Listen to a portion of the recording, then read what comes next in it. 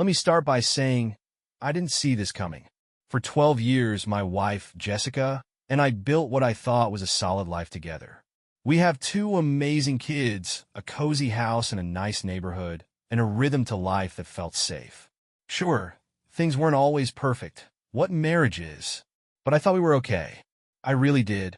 That belief started to crack about 6 months ago, when Jessica began hanging out with her friend, Nicole, more often. Nicole was someone she'd met at work, and from what Jessica told me, she was recently divorced, fun-loving, and always looking for a good time. At first, I didn't mind their friendship. Jessica deserves a social life, right? I mean, marriage doesn't mean giving up your friends. But soon, the girl time went from occasional dinners to whole weekends spent at Nicole's place, then weeknights too. I joked about it once, saying Nicole should pay rent at this rate. Jessica didn't laugh. Instead, she gave me a flat look and said, "Nicole's going through a lot, and she needs me." You wouldn't get it. That was the first time it hit me. This wasn't just about friendship. Something was off. But I shoved the thought aside, chalking it up to my own overthinking. The cracks widened when Jessica began being secretive with her phone. She'd lock it the second I walked into the room, or angle the screen away like she was hiding state secrets. Once, I even caught her grinning at her phone in a way that made my stomach churn. When I asked what was so funny, she just said, "Oh, nothing," and put the phone down. It felt like a wall was going up between us, but I didn't want to jump to conclusions. After all, she was my wife. We had kids. We were a team, or so I thought. It wasn't until one night, an ordinary Tuesday, of all things, that my suspicions turned into something real. Jessica had left her laptop open in the kitchen while she ran upstairs to grab something. The screen was still on, displaying an email from Nicole. It wasn't the content of the email that got me, just plans for a weekend trip. But the subject line, "I can't stop thinking about last night." I stared at those words, frozen. My brain scrambled to make sense of them. Was it just a joke? A misunderstanding? But the way Jessica slammed the laptop shut when she came back down told me everything I needed to know. And that was just the beginning. After the email incident, my gut told me something was seriously wrong, but I didn't have hard proof. Just a sickening feeling that Jessica was hiding more than I ever imagined.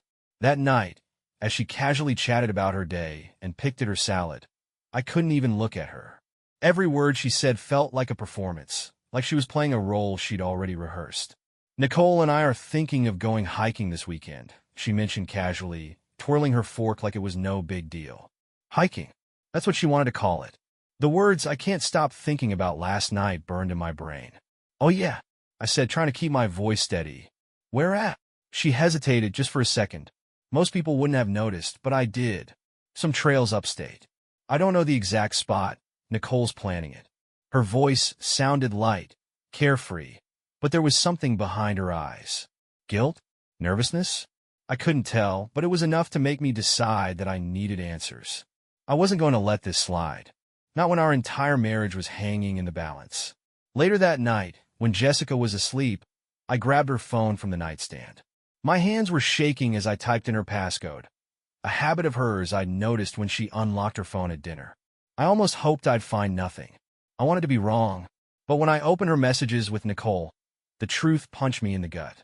The texts weren't what I expected. There were no explicit confessions or steamy exchanges.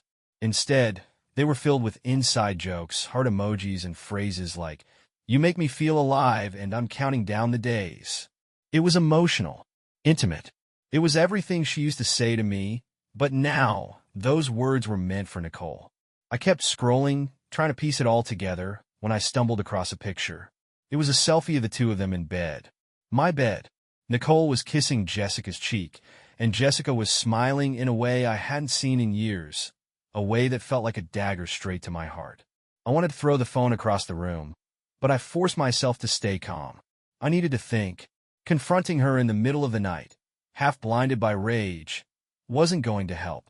Instead, I took screenshots, sent them to my email, and put the phone back where I found it.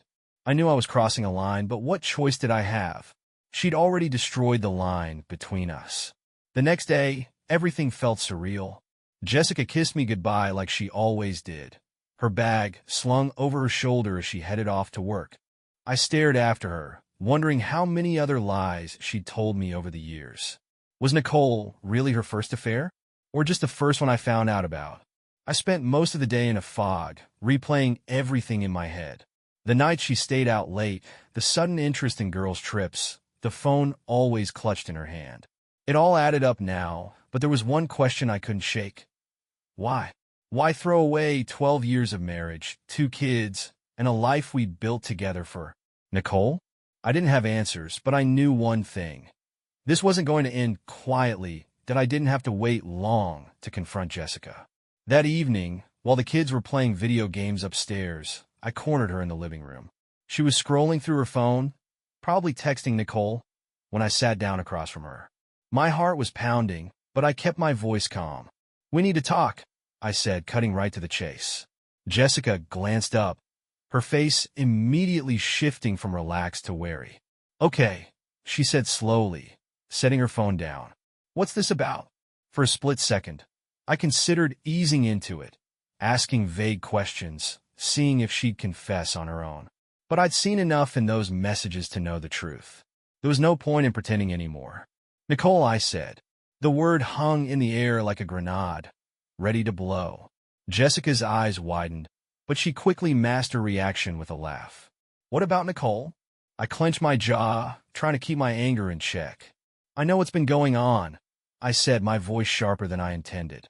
"I saw the messages. The pictures. The ones you sent from our bed." Her face went pale. For a moment, she didn't say anything, just stared at me like a deer caught in headlights. Then she scoffed, crossing her arms. "You went through my phone? Are you serious right now?" "Oh, don't you dare turn this around on me," I snapped. "You're the one sneaking around with your so-called friend. Don't act like I'm the bad guy for finding out." Jessica's expression hardened. "It's not what you think," she said, her tone defensive. "Nicole and I are just close. It's not like I'm cheating on you." I laughed, but it came out bitter and harsh. "Not cheating? You're kissing her, sleeping with her, lying to me about where you are. What would you call it then? A fun little hobby?" She glared at me, her eyes narrowing. "You don't understand. Nicole makes me feel alive. She gets me in a way you never have. This isn't about you, okay? It's about me." Those words hit harder than I expected. "You still here? Stunt. So what?" I said. "You're just going to throw away everything we've built because Nicole gets you? What about our kids, Jessica? What about the family we've spent 12 years creating?" Her lips tightened, and for a moment, she looked almost regretful. But then her expression hardened again. "The kids will be fine," she said flatly. "And maybe it's time we face the truth. We haven't been happy in a long time." I felt like the ground had been ripped out from under me. "You haven't been happy?" I repeated. "So instead of talking to me, instead of working on our marriage, you run off with Nicole? Do you even hear yourself right now?" Jessica shook her head, frustration flickering across her face. "You don't get it," she said. "I've been trying to figure out who I am, and Nicole helped me realize something about myself. Something I can't ignore." "What? That you're a lesbian now?" I shot back, my voice rising despite myself. Her silence was all the confirmation I needed. "That's it, isn't it?" I said, leaning forward. "Nicole told you how great it is being with a woman, and you just decided to give it a shot. Never mind that you're married, that you have kids, that you have a life with me. None of that matters because Nicole makes you feel special." Jessica's face twisted into a mix of anger and guilt. "I'm sorry, okay?" she said, her voice rising to match mine. "I didn't plan for this to happen. I didn't mean to hurt you." "Well, congratulations," I snapped. "Because you've managed to destroy everything anyway." Before she could respond, the sound of footsteps upstairs reminded us that the kids were still home. We both fell silent, glaring at each other, the weight of what had just been said settling between us. This wasn't over, not by a long shot. But for now, I walked away, leaving Jessica alone in the living room with her phone and whatever excuses she was trying to convince herself of. The next few days were a tense blur. Jessica and I avoided each other as much as possible, communicating only when absolutely necessary. And even then, our words were clipped and cold. The kids must have noticed the shift in the house's atmosphere because they started asking questions. "Dad, is everything okay with you and Mom?" My oldest, Ethan, asked one evening while I was helping him with homework. His face was a mix of confusion and concern, and it broke my heart to see him like that. "Yeah, buddy," I said, forcing a smile that I didn't feel. "Mom and I are just working through some stuff. Grown-up stuff. Nothing for you to worry about." He didn't look convinced, but he nodded anyway, turning back to his math problems. I hated lying to him, but how could I explain what was really happening? How could I tell him that his mom was throwing away our family for Nicole? That wasn't a conversation I was ready to have. Not yet. Jessica, for her part, was doing her best to act like nothing was wrong when the kids were around. She laughed at their jokes, helped with their homework, and even cooked dinner one night, something she hadn't done in weeks. It was almost impressive how she could switch gears so easily, pretending everything was fine when it was anything but. But when the kids went to bed, the masks came off. One night, after tucking Ethan and our youngest, Lily, into bed, I found Jessica in the kitchen, pouring herself a glass of wine. The sight of her standing there, so calm and composed, made my blood boil. "We need to talk," I said, leaning against the doorway. Jessica sighed, not even bothering to look at me. "We've already talked," she said, taking a sip of her wine. "What else is there to say?" "I don't know," I said, my voice sharp. "Maybe you could explain how you think this is going to play out. Are you planning to leave? Stay? What's your grand plan, Jessica?" She set the glass down and finally turned to face me. "I don't know," she admitted, her voice soft but defiant. "I'm trying to figure it out." "Well, you'd better figure it out fast," I said. "Because while you're off finding yourself, I'm stuck here picking up the pieces of whatever's left of this family." "That's not fair," she snapped, her eyes flashing. "I'm not the only one responsible for where we are right now. You think I just woke up one day and decided to feel this way? This has been building for years. So it's my fault now?" I shot back, anger bubbling to the surface. "Because I worked late to provide for this family? Because I trusted you? You can't seriously be blaming me for your affair." She flinched at the word affair, but she didn't deny it. Instead, she crossed her arms and glared at me. "You don't get it," she said. "You've been checked out of this marriage for a long time. Nicole, she made me realize what I've been missing." "And what about the kids?" I asked, my voice breaking. "What do you think this is going to do to them?" Jessica looked away, her jaw tightening. "They'll be fine," she said, though she didn't sound convinced. "Kids are resilient." "That's a convenient excuse," I said bitterly. "You can tell yourself whatever you need to, Jessica, but don't you dare pretend this isn't going to hurt them." She didn't respond, and the silence stretched between us, heavy and suffocating. Finally, I turned and walked out of the kitchen, leaving her alone with her wine and her excuses. That night, as I lay in bed, staring at the ceiling, I couldn't stop thinking about the kids. They were the only thing that mattered now, the only reason I hadn't completely lost it. Whatever happened next, I had to protect them, even if it meant standing up to Jessica and Nicole in ways I never thought I'd have to. The uneasy truce between Jessica and me didn't last long. A few days later, while we were sitting in the living room, me scrolling through my emails, her pretending to read a book, she dropped the bombshell that shattered whatever fragile balance we had left. "I need to tell you something," she said, her voice unnervingly calm. I looked up, my stomach tightening. "What now?" She closed the book and set it aside, folding her hands in her lap. For a moment, she just stared at them, like she was trying to find the right words. "I've decided I want to be with Nicole," she said finally, her voice barely above a whisper. The words hit me like a punch to the gut. I stared at her, unable to believe what I was hearing. "You want to be with Nicole?" I repeated, my voice thick with disbelief. "What does that even mean, Jessica?" "You're married. We have kids." Her eyes flashed with something that looked like defiance. "It means I'm tired of pretending," she said. "I've been lying to myself, and to you for too long. Nicole helped me realize who I really am." "And who's that?" I asked, my anger bubbling up again. "A wife and mother who throws her family away because her friend convinced her that the grass is greener on the other side?" Her face hardened. "This isn't about Nicole convincing me of anything," she said. "This is about me being true to myself." "Oh, come on," I snapped. You didn't wake up one morning and decide you were a different person. You've let her manipulate you into this, and you're too blind, or too selfish, to see it. Jessica stood up, her fists clenched at her sides. You don't get to talk to me like that, she said, her voice trembling. You think this is easy for me? Do you think I wanted to hurt you? I'm just trying to be honest, for once. Honest? I laughed bitterly. Now you care about honesty?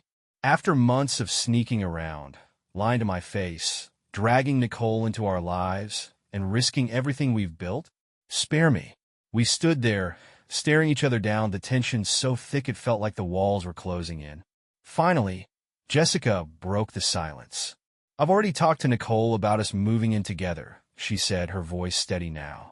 And we're going to fight for custody of the kids. For a moment, I couldn't breathe. It felt like the floor had dropped out from under me. You've got to be kidding me, I said, my voice shaking. You think you're going to take my kids and raise them with Nicole? Do you even hear yourself? Jessica crossed her arms, her expression cold. They deserve to be with someone who's happy. And if you really cared about them, you'd see that. I shook my head, trying to process what she was saying. You think this is about happiness? I asked, my voice rising. This is about stability, about keeping our family from completely falling apart. You're so wrapped up in your fantasy with Nicole that you're willing to drag our kids into this mess. I'm doing what's best for them, she shot back, though her voice wavered slightly. No, you're doing what's best for you, I said, my anger boiling over. And I'll fight you every step of the way. You're not taking my kids, Jessica. Not over my dead body. Her jaw tightened, and for a moment, I thought she was going to say something else. But instead, she turned on her heel and stormed out of the room, leaving me alone with my thoughts, and the terrifying realization that this was only the beginning of the battle. For the first time since this nightmare began, I knew one thing for certain. I couldn't let Jessica and Nicole take my kids. Not now. Not ever. After Jessica's bombshell about custody, the reality of the situation hit me like a freight train. She wasn't just ending our marriage.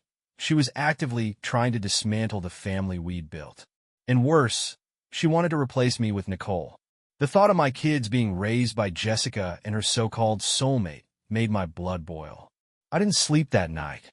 Instead, I sat at the dining table with a notebook trying to map out what I needed to do. I wasn't just going to roll over and let Jessica walk all over me. If she wanted to fight, I was ready. The first step was obvious. I needed a lawyer. I wasn't exactly rolling in cash, but I'd saved enough over the years to cover what I hoped would be a short legal battle. I started making calls the next morning, searching for someone who could help me navigate the nightmare ahead.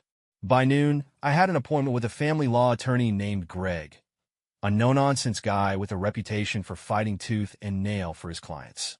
Greg didn't sugarcoat anything when I met with him that afternoon. If she's serious about going after custody, he said, leaning back in his chair, you're in for a tough battle. Courts are unpredictable when it comes to these cases, but we'll do everything we can to make sure you come out on top. Is she even allowed to involve her girlfriend in this? I asked, my frustration boiling over. She's the one who cheated, and now she thinks she can just uproot the kids' lives and move in with Nicole like it's no big deal. Greg gave me a sympathetic look. Judges care about the best interests of the children. If we can show that uprooting them isn't in their best interests, and that you're the more stable parent, that'll work in your favor. Stable parent. That phrase stuck with me long after I left Greg's office. Because the truth was, my life wasn't exactly a picture of stability right now. I was barely holding it together emotionally, and my house felt like a war zone. Jessica's presence loomed everywhere. Her shoes by the door, her favorite coffee mug in the sink, the faint scent of her perfume lingering in the air. That evening, after the kids were asleep, I sat on the couch, staring at nothing in particular. My phone buzzed with a text from my sister, Amanda, who had been my rock since all this started. Any updates? She asked. I hesitated before replying. She wants custody. Says she and Nicole are moving in together. Her response came almost immediately. Over my dead body. The kids aren't leaving you, and you know I'll help however I can. Amanda's support gave me a flicker of hope. I wasn't alone in this. My family, my friends, they were all rallying around me, and that gave me the strength I needed to face whatever was coming next. For now, I focused on the little things. I started keeping a journal, documenting everything. Jessica's late nights, her behavior with the kids, any arguments we had. Greg had stressed the importance of evidence, and I wasn't taking any chances. But no matter how much I prepared, I couldn't shake the nagging fear that Jessica would somehow convince the court that she was the better parent. She had a way of charming people, of making herself seem like the victim in every situation. I'd seen her do it with her friends, her co-workers, even me, back when I still believed her lies. Well, not this time. If Jessica thought she could take my kids and rewrite our lives to fit her fantasy, she was about to find out just how wrong she was. The peace, if you could call it that, lasted only a few days. Jessica spent most of her time in her room or texting on her phone, but she kept up the facade of normalcy whenever the kids were around. I almost convinced myself that maybe she'd reconsidered her plan to fight for custody. But then came the paperwork. It was a Saturday morning, and the kids were outside playing basketball in the driveway. I was in the kitchen making coffee when the doorbell rang. My heart sank as soon as I saw the man on the other side, a courier holding an envelope with my name on it. "You've been served," he said, handing it over with a faintly apologetic look before walking away. My hands trembled as I opened the envelope. Inside were divorce papers, along with a formal request for joint custody. But what really made my blood boil was the additional attachment, a petition for primary custody filed by Jessica. She wasn't just asking for the kids to live with her. She wanted to paint me as an unfit parent, claiming I was emotionally unavailable and too focused on work to give the kids the attention they needed. It was like a punch to the gut. I'd spent years working hard for my family, and now she was twisting that into something ugly, something that made me sound like I didn't care. I slammed the papers down on the counter, my anger bubbling over. She wasn't even in the house at the time, off on another errand, no doubt with Nicole, but when she got back, I was waiting for her. Jessica walked in, her face flushed from the cold, and froze when she saw me standing in the hallway with the papers in my hand. "What the hell is this?" I demanded, shaking the envelope at her. She sighed, setting her keys down on the table. "I knew you'd overreact," she said calmly, like I was some irrational toddler. "Overreact?" I snapped. "You're trying to take my kids away from me, Jessica. You're lying to make me look like some kind of absentee father. How am I supposed to react to that?" Her expression hardened. "I'm not lying," she said, crossing her arms. "You've been distant for years, Mark. Always working late, always stressed. The kids need stability, and you can't give them that." "Stability?" I barked out a laugh, incredulous. "You're blowing up our entire family for Nicole, and you have the nerve to talk about stability? You think ripping them out of their home and shoving them into your little love nest with her is what's best for them?" Jessica flinched, but she held her ground. "This isn't about Nicole," she said. "It's about what's right for the kids." "No, it's about what's convenient for you," I shot back. "You don't get to play the victim here, Jessica. You cheated. You lied. And now you want to rewrite history to make yourself look like the better parent? Over my dead body." She opened her mouth to argue, but before she could, Ethan came running inside, his basketball under his arm. "Mom, can you—" He froze, looking between us. "What's going on?" Jessica and I exchanged a look, the tension thick in the air. I forced myself to take a deep breath, unclenching my fists. "Nothing, bud," I said, managing a smile. "Your mom and I are just talking." Ethan didn't look convinced, but he nodded and ran back outside. As soon as he was gone, Jessica grabbed her purse and stormed upstairs without another word.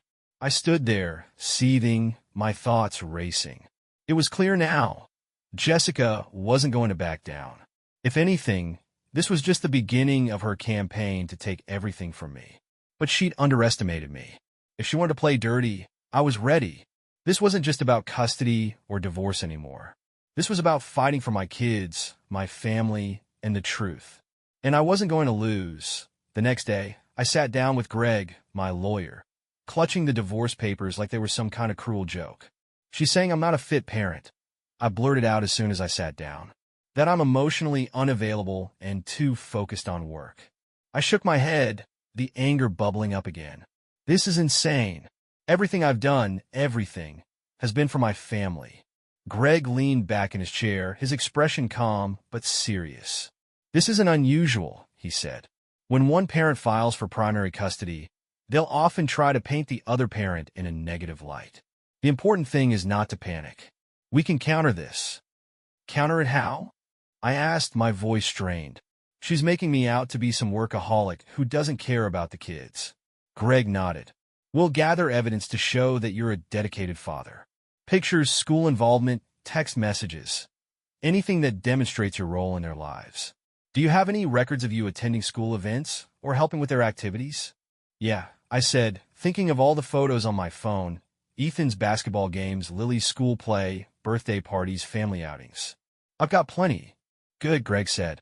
We'll also need to document everything that's happened recently. Jessica's affair, her plans to move in with Nicole, and how that might disrupt the kids' lives.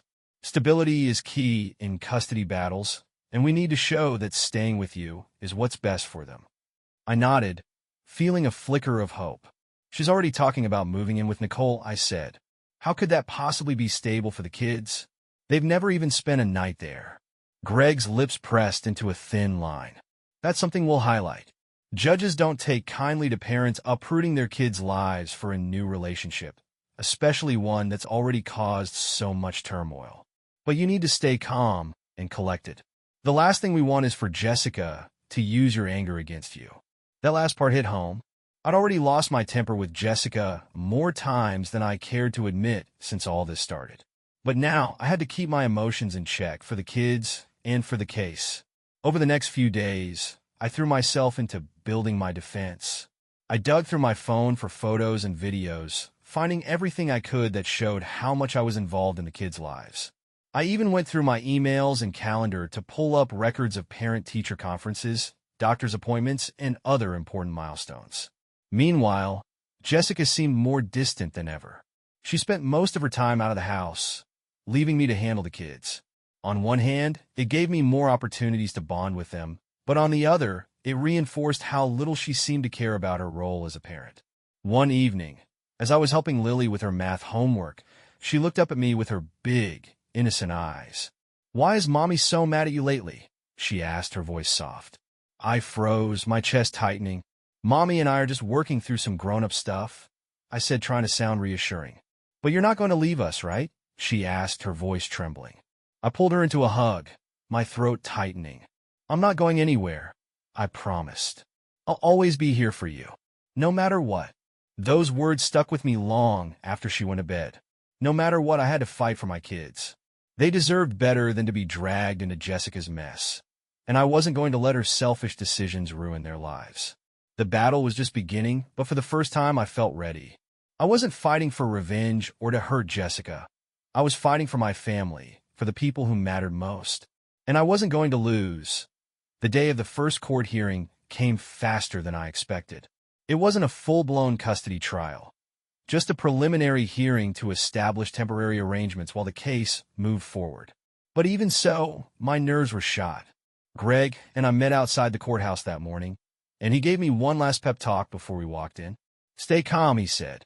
"Speak clearly if the judge asks you any questions, and don't react to anything Jessica or her lawyer says.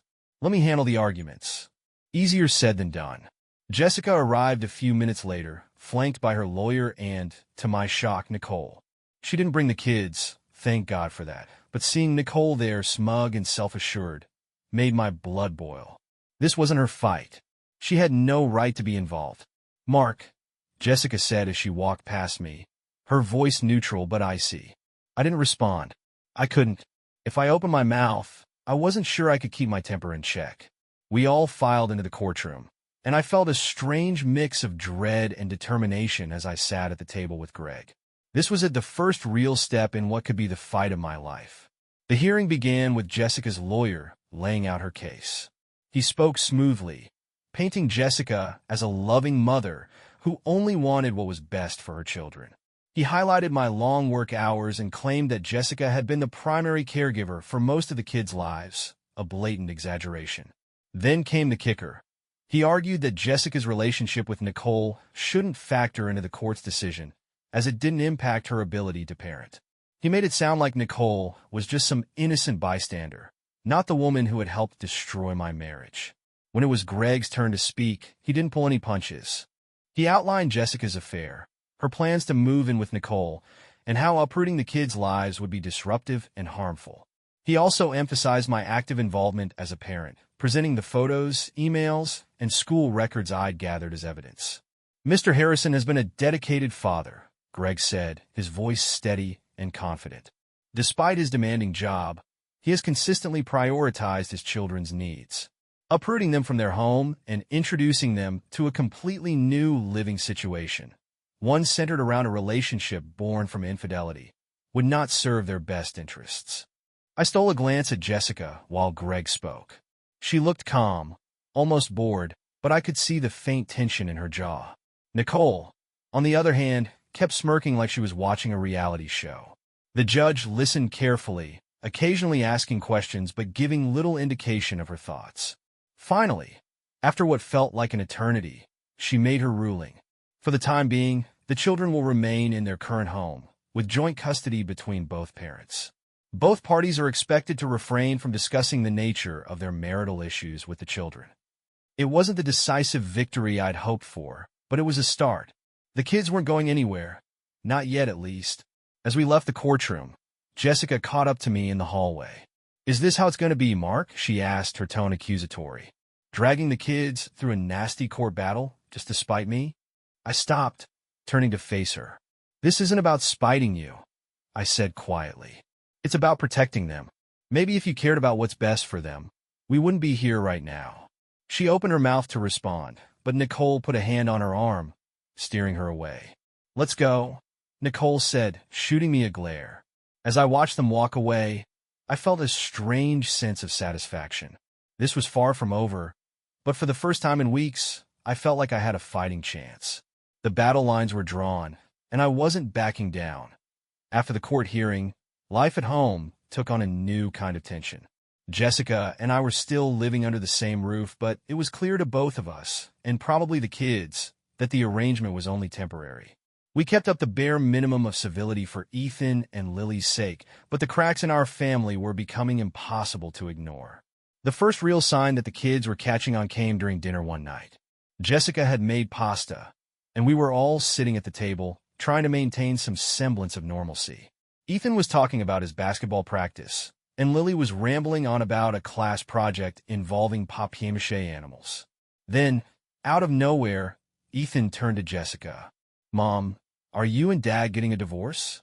The words hung in the air like a grenade, and I froze, my fork halfway to my mouth.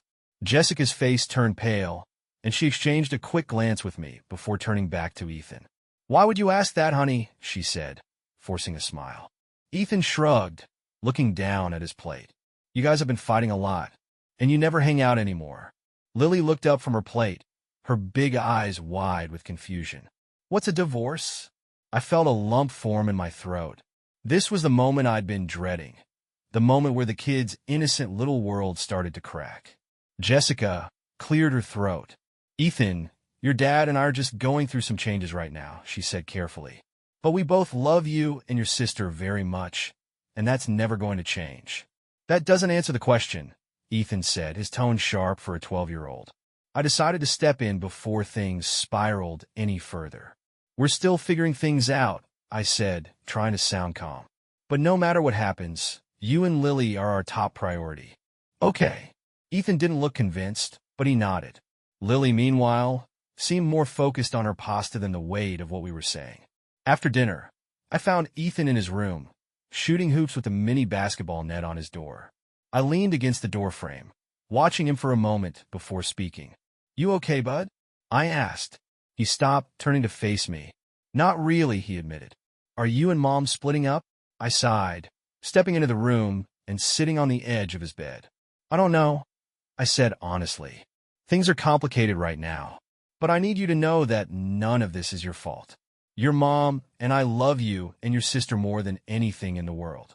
Ethan frowned, gripping the basketball tightly. "It feels like everything's changing," he said quietly. "I don't want things to change." I swallowed hard, my chest tightening. "I know," I said, "and I'm going to do everything I can to make sure you and Lily are okay. I promise." He nodded, but the sadness in his eyes broke my heart. That night, As I lay awake in bed, I realized that the kids were going to be the hardest part of this entire ordeal. No matter how much I wanted to shield them, they were already starting to feel the weight of Jessica's decisions. But I also knew one thing for certain.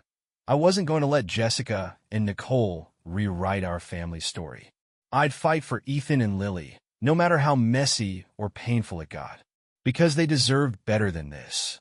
They deserved better than her.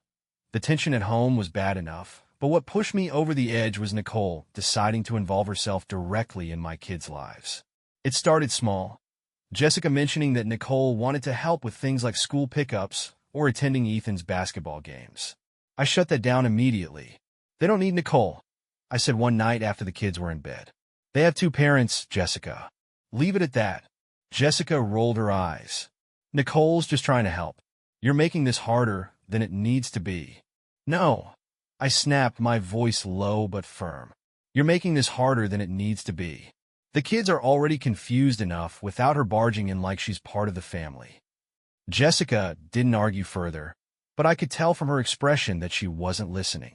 A week later, Nicole showed up unannounced while the kids were home. I was in the kitchen helping Lily with her math homework when I heard Ethan's voice from the living room. "Who's that?" he called out. I walked into the hallway just in time to see Jessica opening the front door to Nicole, who was holding a bag of groceries like she was some kind of domestic savior. "Thought I'd bring dinner," Nicole said, smiling as if this were completely normal. "Excuse me?" I said, stepping into view. Nicole's smile faltered, but she recovered quickly, her expression shifting to one of faux innocence. "Hey, Mark, I just thought I'd save Jessica some time and bring something over for everyone." "Everyone?" I repeated, my voice dripping with sarcasm. "You mean my kids? The ones you have no business being around?"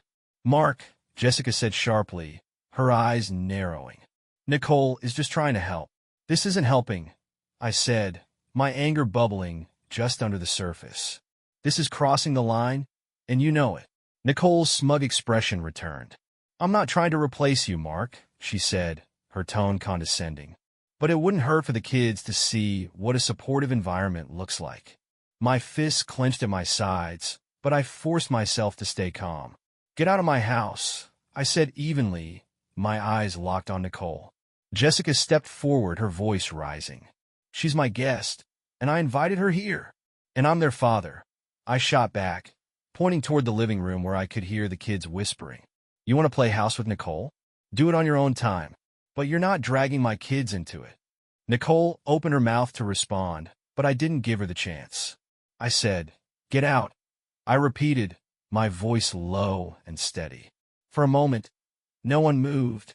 Then Nicole sighed dramatically and handed the grocery bag to Jessica. "Fine," she said, turning toward the door. "But this isn't over." Jessica followed her outside, slamming the door behind them. I stood there, my heart racing, trying to calm down before facing the kids. When I walked back into the kitchen, Lily looked up at me, her forehead scrunched in confusion. "Who was that?" she asked.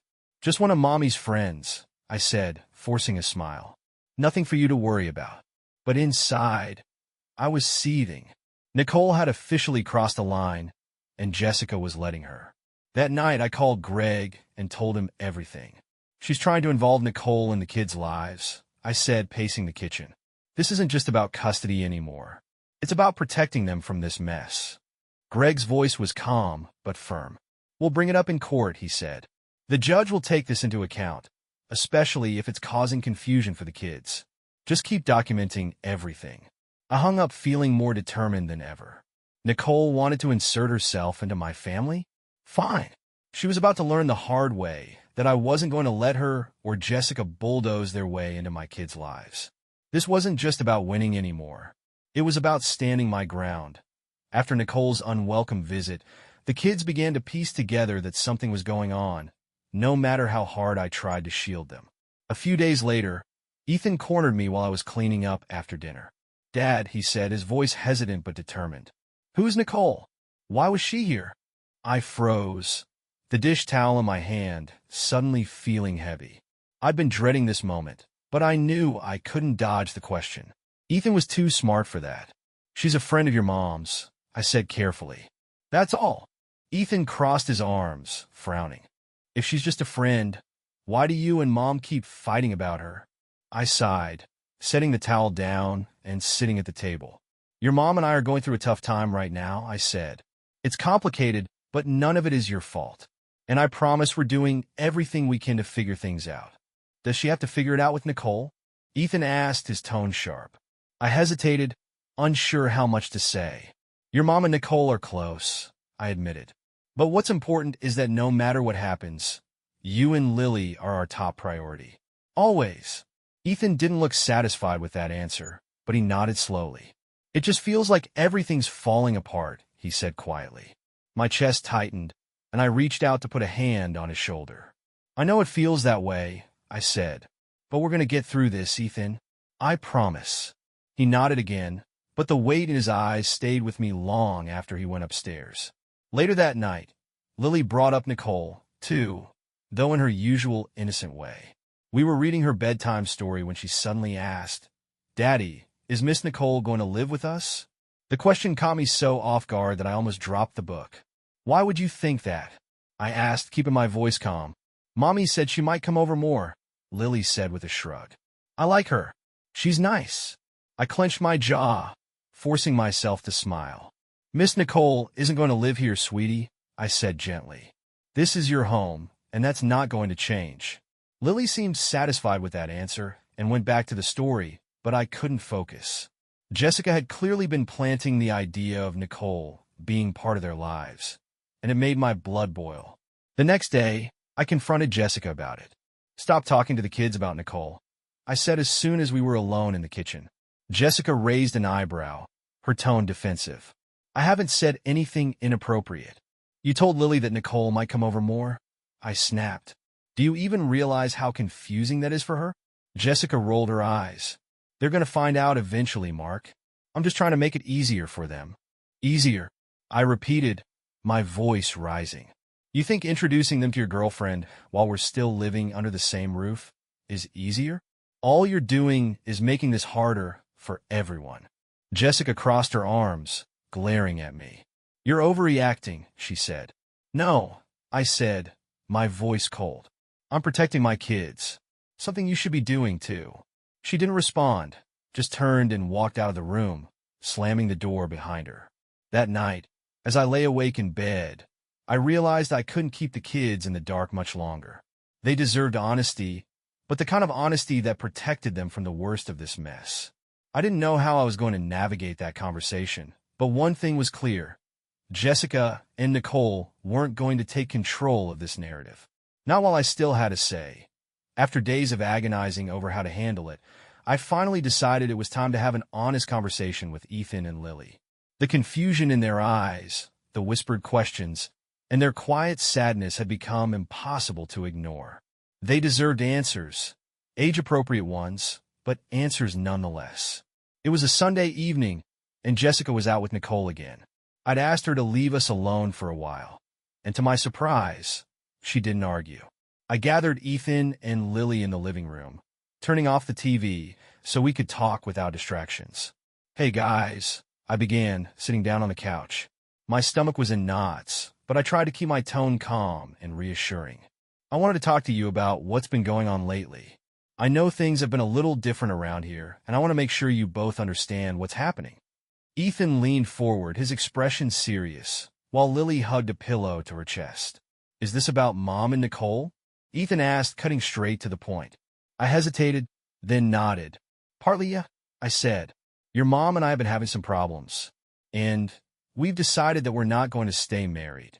Lily's eyes widened. You mean you're getting divorced? The word felt like a knife in my chest, but I nodded. Yes, I said softly. But that doesn't change how much we both love you. Your mom and I may not be together anymore, but we'll always be your parents. That's never going to change.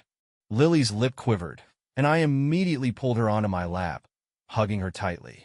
Ethan looked down at his hands, his jaw tight. Is it because of Nicole? He asked, his voice tense. I took a deep breath. Nicole is part of it, I admitted. But the truth is, your mom and I have been struggling for a long time. This isn't something that just happened overnight.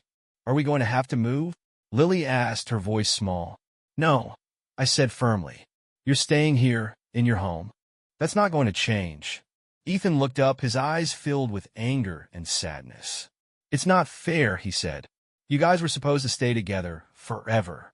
I know, I said, my voice breaking. I'm so sorry, Ethan. I wish things were different, but I promise you, we're going to get through this together. He didn't respond, just nodded and wiped his eyes quickly, like he didn't want me to see him cry. Lily hugged me tighter, burying her face in my chest. I don't want you to leave, Daddy, she whispered. I'm not going anywhere, I said, kissing the top of her head. I'll always be here for you, no matter what. The conversation left me emotionally drained, but I knew it was necessary. The kids deserved to know the truth, or as much of it as they could handle. When Jessica came home later that night, I told her what had happened. I talked to the kids, I said. They know we're getting divorced. She nodded, her expression unreadable. How do they take it? They're upset, obviously, I said. But I told them we're going to get through this. And I meant it. Jessica sighed, running a hand through her hair. I'll talk to them too, she said quietly. Just don't sugarcoat it, I warned. They need honesty, not excuses. She didn't respond, just nodded again before heading upstairs. That night, as I sat alone in the living room, I felt a strange mix of sadness and relief. Telling the kids had been one of the hardest things I'd ever done, but at least now the truth was out in the open. It was another step in this painful journey, but I was determined to keep moving forward, for Ethan, for Lily, and for myself. After the talk with the kids, things at home changed. Ethan and Lily weren't just confused anymore. They were hurting, and it was written all over their faces. Ethan became quieter, spending most of his time in his room, while Lily clung to me more than ever, like I was the only solid thing left in her world. Jessica, on the other hand, seemed completely oblivious to the damage she was causing. She started spending even more time with Nicole, barely engaging with the kids unless it was absolutely necessary. It was infuriating to watch, but I kept my focus on the kids, determined to give them as much stability as I could. Then came the day that shifted everything. It was a Wednesday afternoon, and I had just picked up Ethan and Lily from school. We were driving home when Ethan spoke up from the back seat. Dad, is Mom moving out? He asked, his voice hesitant. I glanced at him in the rearview mirror. Why do you ask? She told me she and Nicole are looking for a house together, he said, his tone bitter. I gripped the steering wheel tighter, my jaw clenching. Jessica hadn't said a word to me about moving out, let alone taking Nicole with her. It felt like another betrayal, another decision she'd made without any regard for how it would affect the rest of us. That's something your mom and I need to talk about, I said carefully. But no matter what happens, you're staying here with me. Okay. Ethan nodded, but his expression remained stormy. When we got home, I sent the kids upstairs and waited for Jessica to come back from whatever errand she was running. As soon as she walked through the door, I confronted her. Are you moving out with Nicole? I asked, not bothering to hide my anger. Jessica looked startled but quickly recovered, setting her purse down on the counter. We've been looking at places, she admitted. I was going to tell you. Really? I said, crossing my arms. Because Ethan already knows. How long were you planning on keeping me in the dark? She sighed, clearly annoyed. I didn't want to bring it up until we found something concrete. What's the big deal? The big deal, I said, my voice rising, is that you're making major decisions that affect our kids without even consulting me. And you're dragging Nicole into it like she has any right to be involved. Jessica threw up her hands. Mark, this is happening whether you like it or not. I'm moving on. And so are the kids. Nicole is part of my life now, and they're going to have to accept that. No, I said firmly, stepping closer. You don't get to make that call. Nicole is your choice, not theirs. And if you think I'm going to let you uproot their lives just to fit your fantasy, you're delusional. Jessica glared at me, her jaw tight. You can't stop me, she said coldly. Watch me. I shot back. I called Greg that night and told him everything. She's planning to move in with Nicole, I said. The kids are upset, and she's not even trying to consider how this will affect them. Greg's voice was calm but firm. This is good for us, he said. It shows instability on her part and a lack of consideration for the children's emotional well-being. We'll bring it up in court. I hung up feeling more determined than ever. Jessica had made her choice, and now it was up to me to protect my kids from the fallout. This wasn't just about custody anymore. It was about standing up for Ethan and Lily, making sure they had a stable, loving home where they didn't have to feel like second-class citizens in their own lives. Jessica and Nicole might think they could rewrite the rules, but I wasn't going to let them. Not now, not ever. The day of the custody trial finally arrived. Weeks of preparation with Greg had led to this moment, and as I sat in the courtroom, surrounded by evidence and memories of the life I was fighting for, I felt a mix of determination and dread. Jessica sat across the room with her lawyer, and Nicole, of course. She was practically glued to Jessica's side, her smug expression making my blood boil. The proceedings began with Jessica's lawyer arguing that she should have primary custody. He painted a picture of Jessica as a devoted mother who had been the heart of the family while I, the overworked husband, had neglected my parental responsibilities. I wanted to object right then and there, but Greg put a hand on my arm, signaling me to stay calm. When it was our turn, Greg was relentless. He laid out everything: Jessica's affair with Nicole, her plans to move in with her, and the emotional toll it was already taking on the kids. He presented evidence of my involvement as a father: photos, emails, school records, and pointed out Jessica's failure to consider the children's best interests. Moving the children into a new home with their mother's partner, a partner who was directly involved in the dissolution of the marriage, creates a disruptive and unstable environment, Greg argued. Mr. Harrison has consistently provided a stable and loving home, which is crucial for the children's well-being. Jessica's lawyer tried to downplay the affair, claiming it had no bearing on her ability to parent. But when Greg called me to the stand, I made sure the judge understood what was really at stake. "My kids are everything to me," I said, my voice steady despite the emotions churning inside me. "This isn't about punishing Jessica or holding a grudge. It's about giving Ethan and Lily the stability they need. They're already struggling to process what's happening, and uprooting them for a relationship that's caused so much turmoil would only make things worse." Jessica took the stand next, and her testimony was a mix of deflection and justification. She claimed she was pursuing custody out of love for the kids and dismissed the idea that her relationship with Nicole was causing harm. But when Greg cross-examined her, he didn't hold back. "Ms. Harrison, do you believe it's in the children's best interest to move into a new home with a partner they barely know?" he asked. "Nicole and I have been together for months," Jessica replied defensively. "The kids are comfortable with her." Greg raised an eyebrow. Comfortable enough to ask why she's at their house or why their parents are fighting because of her. Jessica faltered, glancing at her lawyer, who quickly objected. But the damage was done. By the time closing arguments wrapped up, I felt a cautious sense of hope. The judge adjourned to deliberate, leaving us to wait in agonizing silence. I kept my eyes on the floor, blocking out the tension in the room. When the judge returned, her decision was clear. Joint custody would remain, but the children would stay primarily in my home to maintain stability. Jessica's request for primary custody was denied. Nicole's face fell, and Jessica looked stunned. I couldn't help but feel a surge of vindication, not for myself, but for Ethan and Lily. After the hearing, Jessica approached me in the hallway, her expression a mix of anger and resignation. "You think you've won?" she said quietly. "This wasn't about winning," I replied, my voice steady. "It's about doing what's right for our kids. And if you really cared about them, you'd stop trying to make this about you." She didn't respond, just walked away with Nicole trailing behind her. As I drove home that day, I felt a weight lift off my shoulders. The fight wasn't over, not completely, but for now my kids were safe. I had stood my ground, and I knew that no matter what challenges lay ahead, I was ready to face them. For Ethan and Lily, I'd do it all again in a heartbeat.